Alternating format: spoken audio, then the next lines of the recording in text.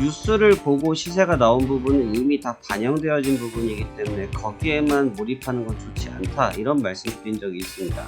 그러면 주가가 무너져야 될 빌미를 찾을 수 있겠냐? 저는 없다라고 보고 있어요. 대신 아직까지 하방에 대한 조정 가능성을 분명히 열어두고 보는 게 맞겠지만, 기술적으로 접근할 때는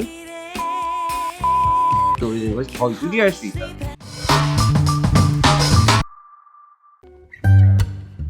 안녕하십니까, 화생항 송대표입니다. 2023년도 10월 16일 월요일이고요. 현재 시간 오후 2시 21분을 지나고 있습니다.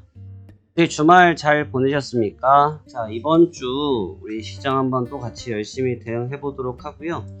시장에 지금 많은 내용들이 지금 산재되어 있습니다. 이 산적되어 있는 이 문제를 어떻게 내가 매매 트레이딩으로 전환시켜서 접근할 것인지, 이런 부분을 같이 고민해 보도록 하고요. 그렇다면 자, 이번 주 시장에 대한 이야기 한번 시작해 보도록 하겠습니다. 자, 우선 지난주에 대한 증시를 먼저 설명드리도록 하겠습니다. 일단 지난주 증시를 설명할 때는 전쟁이라는 이슈를 배제하고는 말할 수가 없죠. 금리에 대한 이야기들, 이런 부분들은 거의 다 소멸이 됐다고 보실 수 있고, 전쟁에 관련된 부분들이 많이 부각이 됐고요. 그래서 유가의 움직임, 중동적이니까 중동하면 유가 아니겠습니까? 유가 쪽에서의 강력한 흐름이 한번 나타났고, 그 다음에 안전자산의 골드, 이 영상도 제가 앞서서 3일 전에 찍어드린 영상에도 금에 대한 부분이 있죠.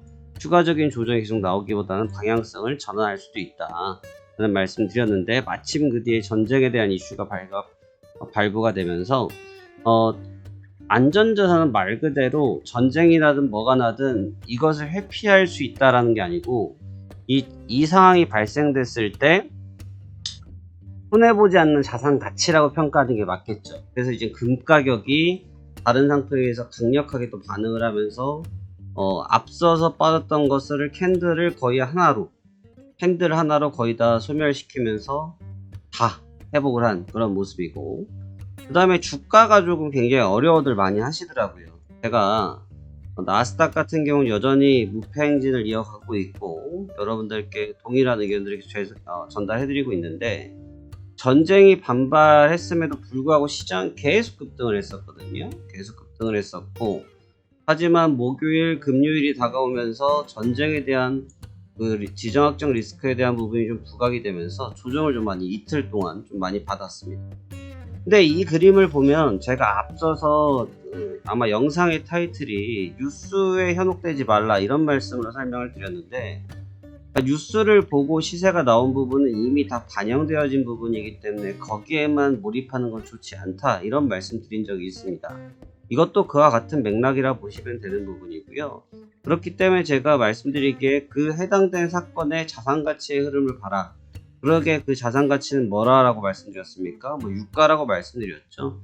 유가 자체가 오르는데 주가가 계속 오를 수 있겠냐? 그렇지 쉽지 않다 라는 설명을 드렸고, 그와 같은 내용들로 현재의 모습을 보시면 대외적인 지정학적 리스크가 분명히 부각이 되니까 안전자산의 가치가 급속도로 올라왔고요. 그 다음에 지정학적 리스크의 시발점이 중동적이니까 유가가 급락했던 부분이 그대로 회복을 하면서 다시 유가 쪽에 그 긴장감이 가미가 되고 있었고, 주가 쪽에서도 전쟁이 났든 뭐든 난 모르겠다 하고 상승을 했지만 결국은 본질적인 자산 가치들의 흐름들이 꺾이기 시작하니까 자연스럽게 꺾여 내려온 거고요. 그러니까 결국은 잠깐 길을 다르게는 갈 수 있지만 실제 가고자 하는 길로 되돌아올 수밖에 없는 게 시장의 생리라는 거죠. 그러한 시장의 생리를 이해할 수 있어야 내가 시장에서 오랫동안 살아남을 수 있는 거고, 시장에서 앞으로 나아갈 수 있다는 겁니다. 이 점을 좀 주목해서 보셔야 될 것 같고요. 자, 그러면 이제 이번 주는 어떤 식의 방식으로 접근하는 것이 과연 유리할 거냐, 이런 부분이거든요. 어떻게 접근하는 게 유리할까, 이 측면인데, 현재 주가, 그러니까 다른 쪽 상품들은 그러니까 시장에 대한 내용들을 잘 이미 흡수를 한 상태라서 해당된 충격들이 그렇게 크다고는 볼 수 없을 것 같아요. 그러니까 다시 말하면 유가나 골드는 이미 지정학적 리스크에 다 노출된 시세를 받고 있는 상태이고요. 대신 주가 쪽은 앞서 말씀드렸다시피 지정학적 리스크가 있든 말든 난 모르겠어요 하고 계속 랠리를 펼쳤단 말이죠. 네, 랠리를 펼쳤고 이제 이틀 동안 목요일과 금요일 통해서 조정이 연출됐습니다. 근데 이 조정이 연출됐는데 보시면 그냥 상승폭에 비하면 한 30% 정도 기술적 조정 수준이에요. 이게 무슨 추세가 망가졌거나 추세가 붕괴됐거나 그런 그림까지는 아니고 그냥 단순하게 기술적인 조정 수준에서 지금 끝나고 있다는 겁니다. 자, 그러면 이게 시세로 놓고 보면 기술적인 조정에서 끝났으니까 아직 더 빠질 게 남아있다라는 평가를 하는 게 원래 맞겠죠.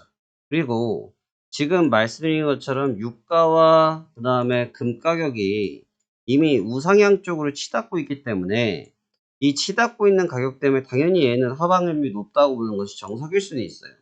그런데 제가 이 구간에서 말씀드렸죠. 이 구간에서 말씀드렸던 게 뭡니까? 주가와 유가와 금 가격은 이미 박스를 뚫었다. 근데 주가만이 박스를 뚫지 않았다. 주가가 박스를 뚫지 않겠냐. 무조건 박스를 뚫은다. 어디 쪽으로 뚫을 것 같냐. 위쪽으로 뚫을 것 같다. 이렇게 말씀을 드렸지 않습니까? 혹시 이 내용이 궁금하시면 앞에 영상들 한번 되돌려 보시면 해당 내용들에 대해서 그대로 설명해 놨고요.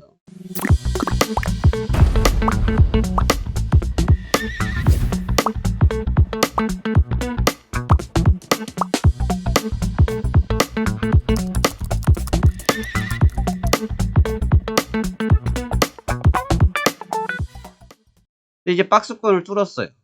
뚫었는데 그럼 얘네들의 시세를 얘가 박스를 뚫을 때 반영을 받았다고 보는 게 맞겠죠? 이 두 가지 시세를 여기서 박스를 돌파하면서 영향을 받았다 보는 게 맞아요.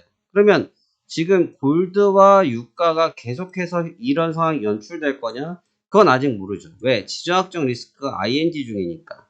정치권에서도 그렇고 미국도 나서고 있고 중국도 그렇고 러시아도 그렇고 다 나서고 있으니까 아직 모른단 말이죠. 그렇지만 제가 말씀드렸다시피 그런 정치적인 것까지 다 매매에다 접목시킬 수가 없어요. 그러면 매매자를 하시면 안 되고 트레이너가 되시면 안 되고 경제 분석자가 돼야 되죠. 그건 의미가 없단 말이에요. 그럼 트레이너 입장, 우린 트레이너잖아요. 트레이너 입장에서는 어떻게 접근하는 것이 맞겠느냐라는 건데 제가 보는 시선에서는 뭐냐면 이미 유가와 골드, 금 가격은 1차적으로 올 가격은 다 왔다는 거예요. 그러면 주가가 무너져야 될 빌미를 찾을 수 있겠냐? 저는 없다라고 보고 있어요. 대신 방금 말씀드렸다시피 조정의 시간이 좀 늦게 이루어졌기 때문에 아직까지 하방에 대한 조정 가능성은 분명히 열어두고 보는 게 맞겠지만 기술적으로 접근할 때는 눌림목을 이용해서 반등을 노리는 것이 더 유리할 수 있다는 거죠. 그래서 오늘의 컨셉, 이번 주 주초의 컨셉은 일단 나스닥을 저점 매수 전략을 가는 것이 전 아직은 맞다고 생각이 들어요. 그래서 저는 저점 매수 전략을 사용할 계획이고요. 대신 이제 고점 갱신을 하거나 이런 부분에 대해서는 좀 봐야 되는 상황입니다. 그것까지는 뭐 단호하게 언급하기는 좀 어려운 구간이 있고, 그 다음에 지난주 금요일 같은 경우는 시장이 좀 깊게 보셔야 될 부분이 있는데, 금요일 장은 좀 특이합니다. 다른 날에 비해서 금요일과 토요일 날 넘어오는 장은 좀 특이한데, 주말 효과라는 게 있어요. 그러니까 이건 우리나라 시장으로 생각하시면 명절 효과 있죠. 명절을 앞두고 거래량이 줄어드는 현상이 있고 또는 명절을 앞두고 매물을 소화한다는 얘기가 매도량이 늘어난다는 얘기라는 거겠죠. 그 현상과 마찬가지로 주말 효과가 있을 땐 보통도 차익성 매물이 나옵니다. 가던 방향이 반대 방향으로. 그런데 주말 매물이 있는 것 플러스 알파 지금 같은 경우는 경계 매물이 같이 쏟아져 나온 개념이거든요. 경계 매물이란 건 뭐냐면 주말을 앞두고 무슨 일이 생길까봐 걱정한 매물을 말을 하는 거예요. 그게 같이 쏟아져 나왔는데 막상 열어보니까 주말에 물론 내용이 굉장히 많았죠. 전면전까지 얘기가 있고 지상군 투입 얘기가 있었는데 막상 실제로 보니까 특별하진 않네. 그러니까 바로 갭상승이 나타났어요.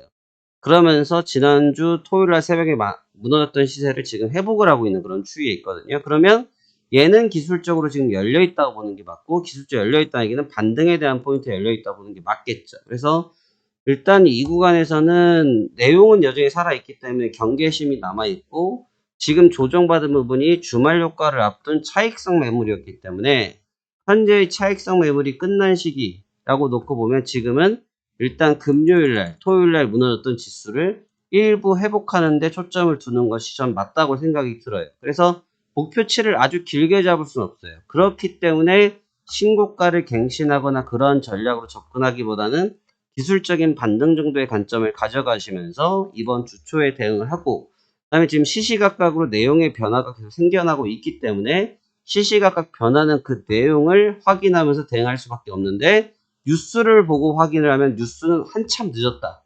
그렇기 때문에 뉴스를 보고 확인하는 것이 아니고 현재 해당되는 이 상품들의 가격 변화를 긴밀하게 찾아보면 이미 그 뉴스에 대한 내용들이 여기에 시세에 반영이 돼 있단 말이죠. 그러면 예를 들면 지금 자리에서 유가가 여기서 고점 체크를 하고 있어요. 근데 조정을 받았어요. 그럼 유가가 일단 조정을 받는다는 얘기는 일단 불안감이 많이 감소됐다고 볼 수밖에 없는 거겠죠. 그러면 여기서는 일단 얘가 내려가기보다는 올라갈 확률이 높다고 보는 거예요. 근데 여기서 만약 금가격까지 같이 조정받으면 베스트긴 하겠지만 아직 분위기 자체가 모든 상품이 같이 움직이기는 어렵죠. 환경상. 왜? 불안 요인이 남아있으니까. 그래서 이 두 가지의 체킹 요소 중에 하나라도 어느 정도 시장에서 보는 관점과 동일한 관점이 있다라고 했을 때는 활용할 수 있다는 거죠. 반대로 골드가 계속 올라가고 유가가 계속 올라간다고 하면 지금 제가 말씀드렸던 전략은 쓰면 안 되는 전략이 되는 거예요. 그랬을 때는 반대로 더 빠져야겠구나 하고 내려가는 전략을 쓸 수도 있겠죠. 그래서 두 가지 전략을 열어놓고 보는데 현재 저는 그러한 전략을 쓸 거다라는 설명을 드린 거고, 정답은 없어요. 시장에서 어차피 대응해야 될 부분이고 정답 있게 가는 것이 아니고 두 가지 방향성을 모두 열어둔 상태에서 접근하는 것이기 때문에 두 가지 전략을 모두 가볍게 열면서 대응해 보시면 좋을 것 같습니다. 자, 이번 주도 저는 여러분들과 함께 계속해서 시장을 참여할 생각이고요. 주말 동안도 많은 분들께서 참여해 주셨고 지난 주간도 참여를 많이 해 주셨습니다. 그래서 파생항 송 대표의 무료 체험 7일하기를 선택하고 싶으신 분은 화면 아래에 무료 체험 하기 클릭을 하시면 함께 제가 하고 있는 이 브리핑적인 부분들을 실시간으로 일주일 동안 체험해 보실 수 있고요. 그 다음에 이베스트 대 유안타증권, 유안타증권 대 이베스트 증권의 해외 선물 실전 투자대회 현재도 계속 진행 중에 있고 참여자를 계속 받고 있다라고 합니다. 여러분들께서 이거에 참여하셨을 경우 이벤트의 총 상금이 2,600만 원에 해당되고 가장 중요한 것은 수수료를 굉장히 DC를 많이 해주고 있기 때문에 만약 이번 대회를 참가하고 싶으신 분들은 한번 참여하셔서 또 대회에서 좋은 결과 얻어보시길 바라겠습니다. 자, 이 파생한 송 대표의 시장 보는 전략 계속 동일하게 이어질 것 같고요. 저는 아직 시장에 대해서 긍정적인 부분을 조금 더 높게 보고 있습니다. 그래서 일단 이 측면을 놓고 대응해 보도록 하고, 이번 주에 연준 쪽 인사들의 발언들이 많이 남아있긴 하지만 현재는 그 발언들보다는 더욱더 중요한 게 전쟁과 지정학적 리스크가 더 큰 시점이기 때문에 해당 부분에 좀 더 주목해서 시장 추적해 보도록 하겠습니다. 자, 여러분들의 성공 투자를 기원하면서 저는 지금 바로 매매 준비 시작하도록 하겠습니다. 감사합니다. 판생왕 송 대표였습니다.